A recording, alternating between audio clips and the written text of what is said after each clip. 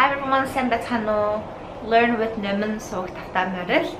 За хэрвээ та сүүлийн 3 хоног надтай хамт байсан бол өнөөдрийн чаленжийг хүлээгээ сууж байгаа байх.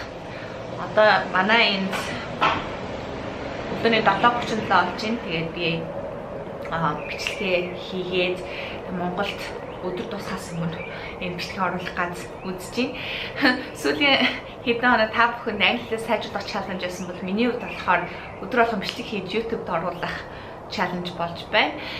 За тэгээд яаж хийж байгаас дараагийн 11 хоног хүчтэй дуусгана. Та нар ч гэсэн чаленжтай бүгдийг хийгээрэй. За дөрөвт өдөр тийм ээ? Юу вэ? Listening, сонсголтоо сайжруулах. За миний бодлоор сонсголтын чадвар бусад чадруудаас илүү хэцүү юм шиг санагддаг. Ямар бичлэг үзэж байгаасаа шалтгаалаад, ямар хүнтэй ярьж байгаасаа шалтгаалаад дандаа өөр байдаг. Яг бол хүн болгон өөр хэмнэлттэй ярьдаг, өөр дуудлагатай, акценттай ярьдаг, өөр хурдтай ярьдаг тийм ээ. Тэгээ зарим хүмүүс буруу ярьдаг. Тэгэхээр тэр бүхнийг ингээд сонсоод тэгээд ойлгоно гэдэг бол айгүй хэцүү. Бид нар ингээд уншаад ойлгож байгаа мөртлөө эсвэл юм үзэж байхдаа сабтайтлтай ингээд үзэхээр арай гайгүй ингээд дагаад сонсоод юмыг ингээд барьж авахд арай амархан байдаг тийм ээ. Тэгээд зөвхөн сонсно гэхээр ер нь бол нэлээд хэцүү. Би анх Америкт ирэхэд миний ер нь яриа болон уншлагын чадрууд ер нь бол гайгүй байсан. Анхан дунд шатных байсан. Харин сонсгол бол айгүй муу байсан. Би ирээд миний хамт амьдардаг гэсэн Америк айл маань нэгсээ доогддаг гэсэн байхгүй юу? Номин нандаа гэдэг надад толгоогоо ингэдэг гэдэг. Тэгэхээр тэд нэг надтай мэрэггут нь би эхлээд сонсоод шууд ойлгохгүй дандаа what? So excuse me? So what did you say? гэдэг дандаа толгоогоо ингэдэг гэдэг. Тэгээд надад арай жоохон удаанаар давтаж ингээд юмудаа хэлдэгсэн. Тэнгуут нь би гэд барьж аваад ойлгоод тэгээд харьцдагсан. Тэгээд явандаа гайгүй болсон мэдээж. Тэгээд өөр улсын хүмүүстэй ажилтдаг эсвэл гадаад оюутнуудтай хамт сурдаг сурагчид маань мэдэх байх. Зөвхөн Америк, Англи, Канада гэсэн яг унгаан англи хэлтэй хүмүүс биш.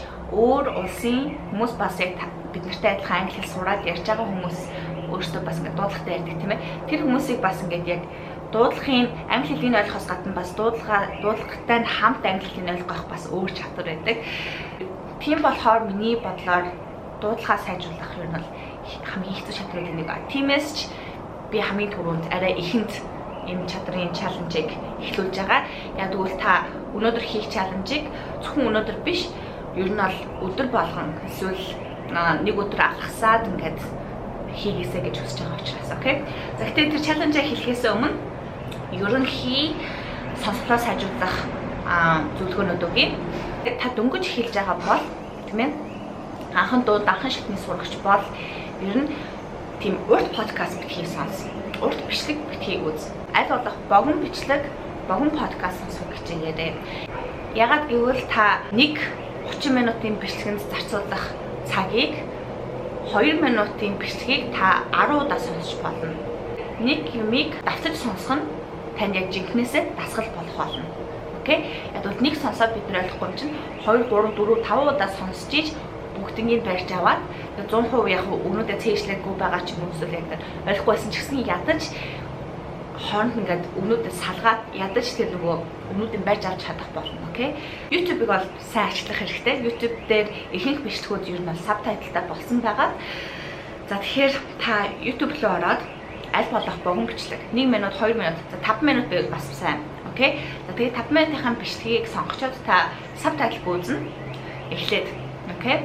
За тэр бичлэгийг та 5 удаа үзнэ гэж төлөвлөөрэй. За сабтайтлыг үзнэ. 2 удаага сонсдоо та сабтайтлаа үзнэ. Окей? За тэгээд сабтайтлаа сонссон чинь танд мэдээж мэдгүй өгнүүд гарч ирж магадгүй. За тэгэхээр тэр өгнүүдээ бичиж аваад орчуулад окей? Тэгээд 3 удаага дахиад сабтайтлаа сонсоорой. Окей?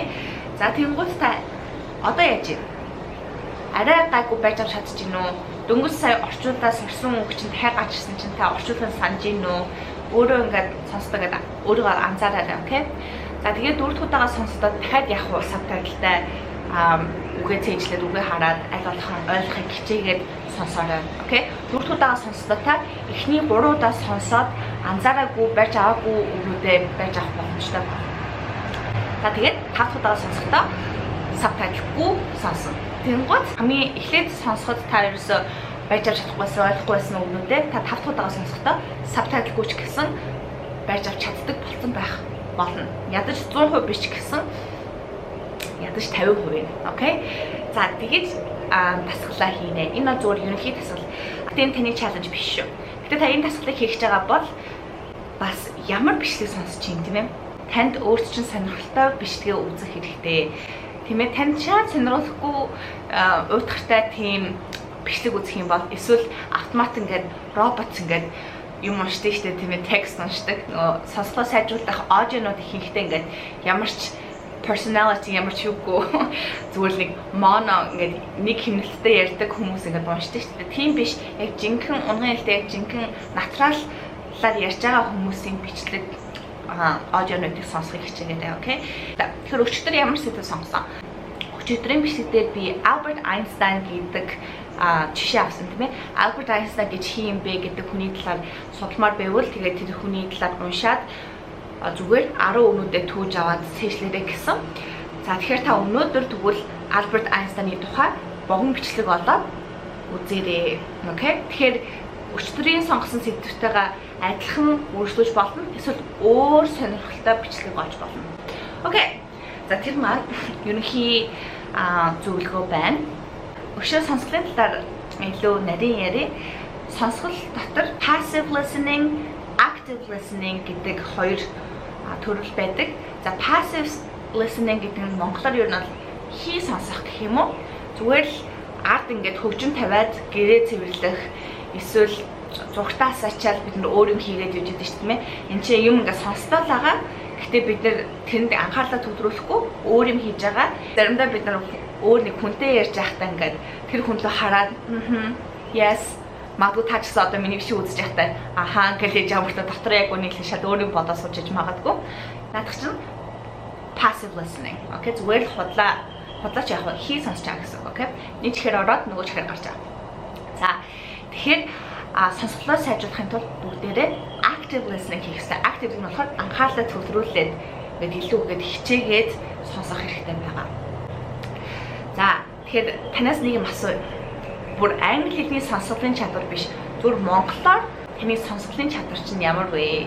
Тэгэхээр монголоор сайн сонсож чадахгүй байж яаж бүр бүтэн өөр хэл дээр сайн сонсдог байх вэ тийм ээ? Одоо үед биднэрт маш их distraction буюу анхаарал сатааруулсан юм энэ тийм байдаг болсон. Утас дандаа хажууд одоо та гэрийнхэнтэйгээ хамт карантин тамтайгаа чимээгүй орчин олох жоохон хэцүү байж магадгүй. Тэгэхээр ер нь дандаа л эргэн тойронд ингээд шуугантай байгаа. Тэгэхээр хүн чинь угаасаа төвтрөх айгүй хэцүү шттэ тийм ээ. За тийм болохоор өнөөдрийн чаленж сонсголоо сайжруулахаасаа гадна төвлөрөх чадвараа сайжруулах чаленж байгаа. Окей. Тэгэхээр бид нар ингээд юм үзээд сонсох амархан юм хараад үзэж сонсох амархан учраас энэ удаад бүгдээрээ зүгээр нүдээ анаад богино meditation хийх болно. Бясалгал хийх болно. Окей. За энэ аргыг би Австралид байдаг, Бразил англи багшаасаа сурсан байгаа. Манай зарим сурагчид мэдэж байгаа байх хамтлаар хийсэн. За тэгээд манай тэр багш найз маань сурагчдаа энэ аргыг зааж өгдөг байгаа. Бид нэр бясалгал хийснээр ингээд хаашраад нүдээ анаас тийм ингээд зүгээр орчноо ингээд сонсоод асуудал сонсож байгаа юмаа сонсоод ингээд арай ингээд дотроо ингээд шуугантай байгаа, эргэн тойронд шуугантай байгаа юм арай ингээд чимээгүй болохоор үлдэрч чаддаг болно. За та бясалгал хийдгүү бол энэ хэцүү байх болно. Надад бас хэцүү байсан. Одоо ч гэсэн хэцүү. Би тэгэж удаан 30 минут нэг цаг тэгж сууж чадахгүй. Анх эхлэхдээ би зүгээр 1 минутаар эхэлсэн. 1 минут л суугаад ингээд бясалгал хийж эхэлсэн. Insight Timer гэдэг үнэгүй аппликейшн байдаг. За тэгэхээр би харуулъя. Энэ дотор маш олон хэдэн мянган үнэгүй медитейшнуд байгаа. 90 мянган гэж шүү. 90 мянган free meditations гэж. Тэгэд энэний хамгийн гоё юм нь болохоор олон төрлийн байгаа. Окей. Тэгэхээр яг танд таарсан. Бүр live meditation хүртэл байгаа. Окей. Тэгэхээр өнөөдрийн хувьд бүгдээрээ хамт 1 минут надтай хамт яг одоо хийж болно. Эсвэл та өөрөө дараа нь хийгээрэй. Гэтэ би өнөөдрийнхээ бясалгыг медитейшнийг ингээд шууд бичлэг хийж аваад хийчихье. За тэр 1 минутын турш та суугаад сонсохдоо тэр хүний юу ярьж байгааг 100% ойлгох нь таны юу биш шүү, зориг биш шүү. Зүгээр толгоондоо ингээд өөр хийн бодож суухгүй яг бүтэн хэлж байгаа үг болгоныг анхаарлаа төлөвлөж сонсч чадж гин үү гэдгийг анзаараарай. Тэгээд сонсохдоо та за энэ хүн сая энэ үгийг ингэж дуудчихлаа. За энд пауз хийчлээ. Тэгээд энэ хүн яг яаж ярьж байгаа гэдэг тэрэнд нь ингээд төвлөрөөрэй, окей? Guided гэдэг агаад за энэ guided гэдэг дээр дарна. Filter by time. Хугацаагаар нь ингээд фильтр хийгээд 5 минутын дарангуут энэ дотор 1 минутын бясалгал байгаа шүү. Окей? Тэгэхээр ингээд харж агаад би зүгээр хамгийн ихнийхийг тавьчих. 1 minute meditation гинэ.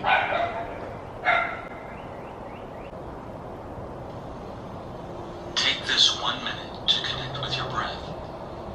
Just feel yourself breathing in and feel yourself breathing out without trying to manipulate or change your pattern of breathing. Relax your jaw. Relax your shoulders. Notice how different one breath is from the next. It's the same with life. One day, one moment, different from the next, ever changing, ever evolving. What is going through your mind right now? Let it slip away. Just for this moment, come back to harmony. You are safe. You are accepted. You are forgiven. And you are loved.